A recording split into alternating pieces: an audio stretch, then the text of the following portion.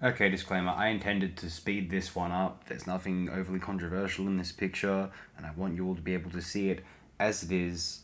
My video editing software kept crashing as I tried to speed this up. I even restarted the computer, wondering maybe there was if I could clean up the program's software's caches or whatever the fuck. Didn't seem to work. I'm very much apologize because I was recording all of this and even including asides with the assumption that you would be seeing the feature film that we're discussing sped up. But unfortunately, we're going to have to do what we did for Rameau's Nephew 74 and Presents 81 and just talk about the films with this poster accompaniment. I do apologize profusely because I thought this was going to be a really good video, but now it's just going to be a decent audio track solely. Maybe not even decent. Well, the writings I'm reading out are very strong here. It's just whether you like my reading of them or not. Michael Snow's final feature, and the final Michael Snow film we'll be discussing for FODD, is this one, Corpus Callosum. There was not much risk in speeding this one up and placing it on the YouTubes. Corpus Callosum, this is from Wikipedia, is a 2002 experimental Canadian film directed by Michael Snow. I'd just like to actually state beforehand, this is one of the more fascinating and captivating of Snow's features, and if you found the likes of Wavelength perhaps a bit too mundane, this may be the most active and involving minute per minute of Snow's films.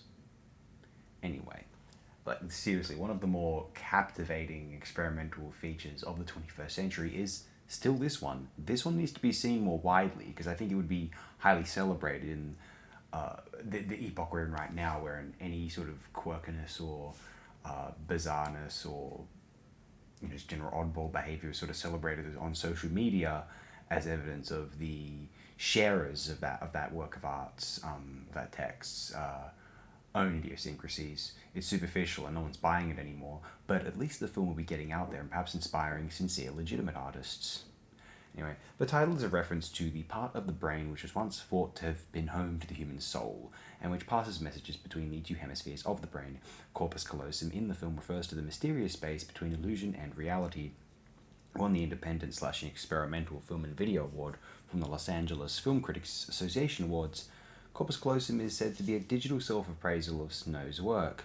Showcasing his passion for visual manipulations through editing throughout the film, Snow's voice can be heard as he directs the film, adding to the break in the fourth wall which the film attempts to create. Look, they've decided to describe the plot for us on Wikipedia. We'll read this out before we move on to other sources. Office workers go about their day-to-day business, all while their surroundings constantly shift, which does not affect them.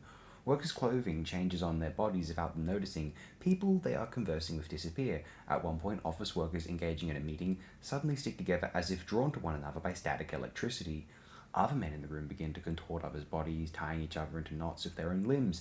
Two men outside shake hands, and when their hands touch, both men melt into one another, emerging after a few seconds having reversed all physical characteristics. People who work in the office also seem to have godlike powers, changing things as simple as the lighting in the room to as impossible as causing people to walk on the ceiling rather than the floor, all by changing settings on their computers. A home is shown in which live a mother, a father, and a boy. The three sit on their sofa, completely enthralled by what they are watching on the television as everything around them shifts. The sofa changes colours, as do the walls, the photos, their clothing, and more. The living room they sit in is filthy. Scattered about are empty and full carbs, pizza, and takeout containers, which also shift with no apparent notice from the family members. At one point, the end credits play on the screen as though the film were ending. After the credits finish, the film continues playing the same scene, the family sitting in their living room just as they were before. The final scene of this film is a couple who go to a movie in a theatre. The movie plays and the couple watches the film, which shows themselves from another perspective. Okay. This is a quote. This is possibly Jay Hoberman's from Village Voice, or maybe they're just quoting him at the very end of this passage. This is from film-makerscoop.com. It's filmmaker's co-op. It's not scoop, but it's funny to say that. The corpus callosum is a central region of tissue in the human brain which passes messages between the two hemispheres. Corpus callosum, the film or tape or projected light work, is constructed of, depicts, creates, examines, presents, consists of, and is betweens.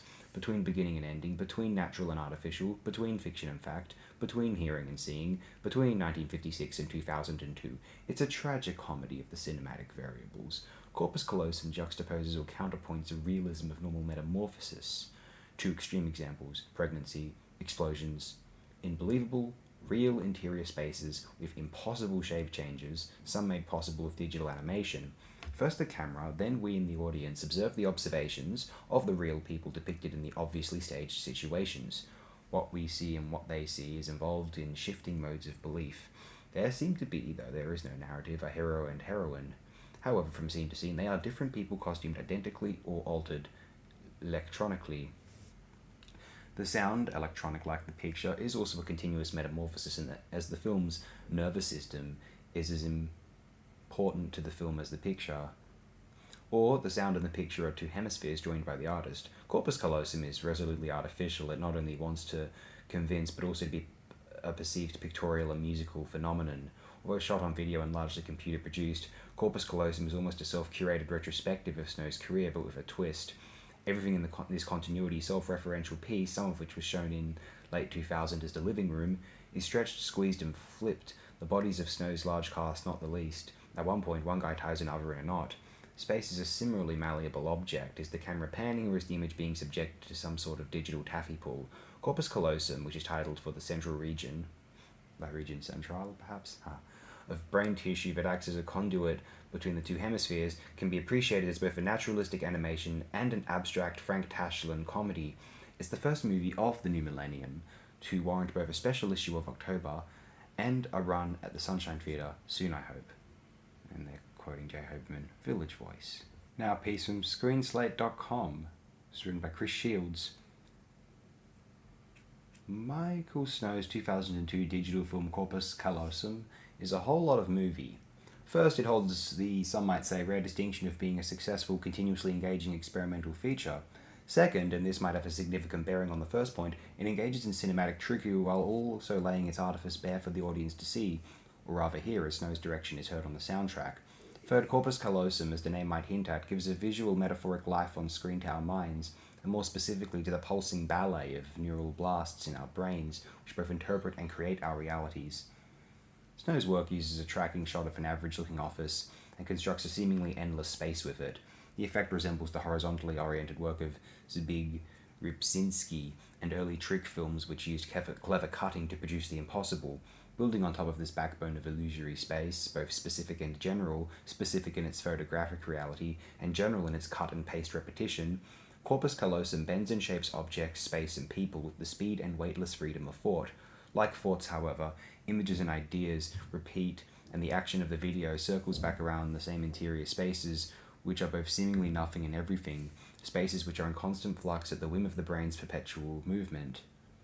The living room in the video recalls a Devo-like vision of the nuclear family, but its melting transformations and disappearing and reappearing objects point to something more than a cultural critique.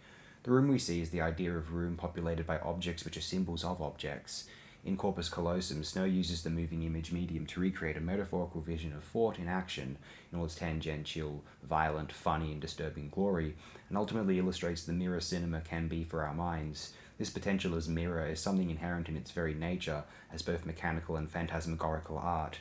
In this instance, moving past romantic narrative and normative psychic and emotional illusions, and instead using cinematic illusions to reflect our brain's mechanical realities. Beyond this, Corpus Callosum, or at least his own interpretation of it, is about emerging virtual space and its mind and reality-altering potentials.